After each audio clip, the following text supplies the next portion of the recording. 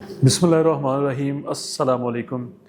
अच्छा, इंसान की शुरू दिन से ही मतलब ये है कि जब से अल्लाह ताला ने इस कायनात को तख्लीक किया है, जब से इंसान बना है, तो ये इंसान की फितरत में ये बात शामिल है कि इंसान अपना कंपैरिजन कह लीजिए या मुकाबला कह लीजिए, वो दूसरे इंसानों के साथ करता है। मतलब कि वो ख़ुद को देखता है और फिर दूसरों को देखता है कि दूसरे क्या कर रहे हैं, और फिर ये भी इंसान की फितरत है कि वो दूसरों को फॉलो करने की, या ये कह लीजिए कि वो कॉपी करने की, कॉपी पेस्ट करने की वो कोशिश में लगा रहता है।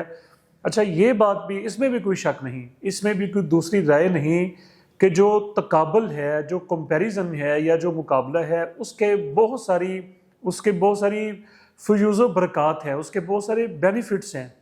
मिसाल ये है कि इंसान को पता चलता है कि मैं कहाँ खड़ा हूँ, मैं क्या कर रहा हूँ, मेरे अंदर क्या खामियां हैं, मेरे क्या नताइज हैं और दूसरों के क्या नताइज हैं। फिर इंसान दूसरे जो इंसान कर रहे होते हैं उससे जो लर्निंग करता है या उससे जो हासिल होता है, इंसान अपनी खामियों को दूर करता है, अपनी कोताहियों के ऊपर नजर षानी करता है, और रिजल्ट ये निकलता है कि इंसान जो होता है उसकी स्पीड भी बढ़ जाती है। वो भी मतलब अगर हम स्लो चल रहे हैं, दूसरे भाग रहे हैं, तो फिर हम दूसरों की देखा देखी, दूसरों को जब हम देखते हैं, हम भी फिर भागने की कोशिश करते हैं, और उसके समरात ये हमें मिल जाते हैं कि हम भी कामयाबी की मंजिल के ऊपर पहुंच जाते हैं, हम भी अपने गोल्स को हासिल करने में कामयाब हो जाते हैं। अब देखें, सरकार दो आलम सल्लल्लाहु अलैहि वसल्लम के दौर में सहाबा इकराम की ये दौड़ होती थी, नेकियों के बारे में वो एक दूसरे से मुकाबला कर रहे होते थे, यानी कि अच्छे अमाल में, नेकियों के कामों में बरतरी लेना, एक दूसरे से आगे बढ़ना। इसका बड़ा एक मशहूर वाक़या कि जंगे तबूक के मौका पर जब सरकार दो आलम सल्लल्लाहु अलैहि वसल्लम ने इरशाद फरमाया कि हमें जो है वो ज़रूरत है, माल की ज़रूरत है, तो सब सहाबा किराम ने अपनी अपनी हैसियत के मुताबिक जो है वो मस्जिद नबवी शरीफ का जो सहन था वो माल से भर गया, बहुत बड़ा एक ढेर लग गया। तो हज़रत उमर फ़ारूक की उसमें कोशिश थी कि इस दफ़ा तो मैंने हज़रत अबू बकर सिद्दीक से जो है वो सबकत हासिल करनी है, मैंने उनसे आगे बढ़ना ही बढ़ना है। तो वो अपने घर का आधा माल लेकर आए, लेकिन जनाब सैयदना सिद्दीक़ अकबर रज़ी अल्लाह तआला अन्हु जो थे, वो सारा माल, इवन के अपने कपड़े उन्होंने टाट के कपड़े पहने। मतलब कि बताने का मकसद ये है कि ये नेकियों में, इशार में मुकाबला था। आजकल की जो नस्ल है, ये पैगाम मैंने ये बात करने के लिए ये तमहीद आप लोगों के सामने रखी। आजकल की हमारी जो नौजवान नस्ल है वो मुकाबला करने में हद से बढ़ चुकी है।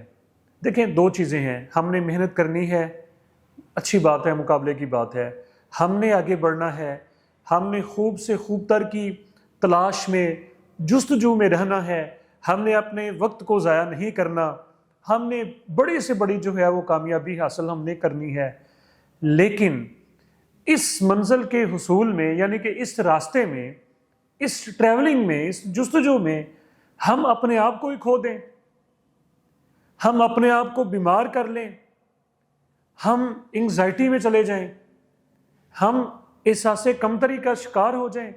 देखें, ये अहम पॉइंट अपने ज़हन में रख लें कि हर इंसान जो है वो एक जैसा नहीं है, हर इंसान की मंजिल एक नहीं है, हर इंसान जो है उसके लिए कामयाबी की सतह एक जैसी नहीं है। इसको ज़रा दिल से बात को सुन लें कि जो मैं कर रहा हूँ वो हो सकता है कि दूसरे के लिए सूटेबल ना हो, या जो दूसरा कर रहा है। अब देखें, हमारी क्लास में अगर 30 बच्चे हैं तो क्या हर बच्चे का म्यार एक जैसा है? हर बच्चे की ज़हनी सलाहियत जो है वो एक जैसी है, उसका कैलिबर एक जैसा है? हरगिज़ नहीं। अगर एक इंजीनियर बन रहा है तो दूसरा हो सकता है कि वो डॉक्टर बनना चाह रहा हो, या वो किसी और शोबे में आगे बढ़ना चाह रहा हो। तो ये म्यार जो नौजवान नस्ल ने बना लिया है कि अगर ये फ़लाँ दोस्त जो है या फ़लाँ रिश्तेदार ये काम कर रहा है तो मैंने भी ऐसे ही करना है, और उसका रिज़ल्ट बाज़ दफ़ा ये निकलता है, बड़ा भयानक नतीजा निकलता है।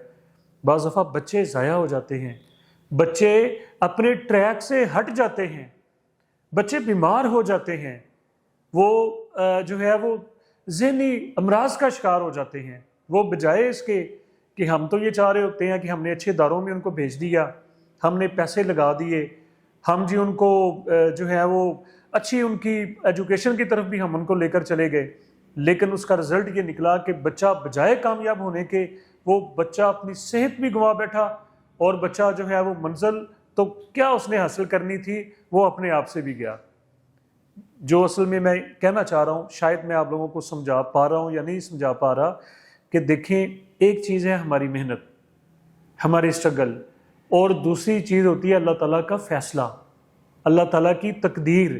ہم جب محنت کرتے ہیں تو اللہ تعالیٰ کی جو حکمت ہے، اللہ تعالیٰ کی جو مشیت اور فیصلہ ہے وہ بھی اس کے ساتھ پیرلل چل رہا ہوتا ہے۔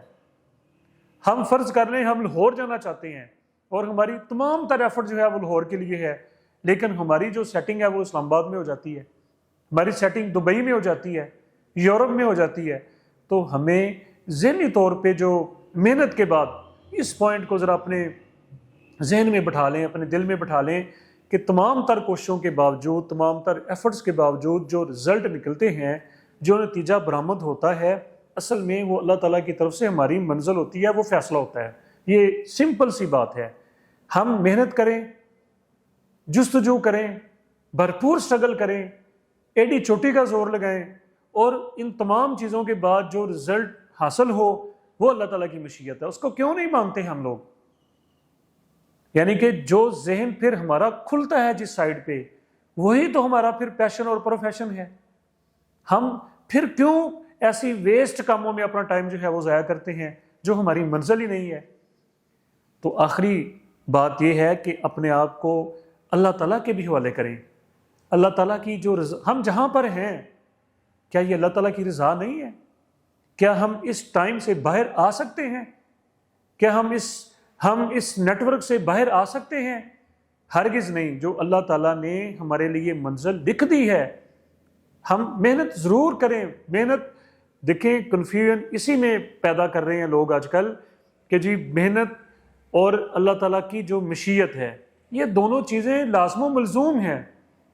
محنت سے ہم اللہ تعالیٰ کے فیصلوں کو نہیں بدل سکتے، اور اللہ تعالیٰ کے جو فیصلے ہیں اس کا مطلب یہ بھی نہیں ہے کہ ہم محنت کرنا چھوڑ دیں۔ میں یہ دعا کرتا ہوں کہ اللہ تعالیٰ ہمیں، ہماری نوجوان نسل کو یہ جو بریک سے ایک نقطہ ہے یہ سمجھنے کی توفیق عطا کریں۔ مجھے اپنے اگلے ویلاگ تک لیے اجازت دیں، بہت شکریہ۔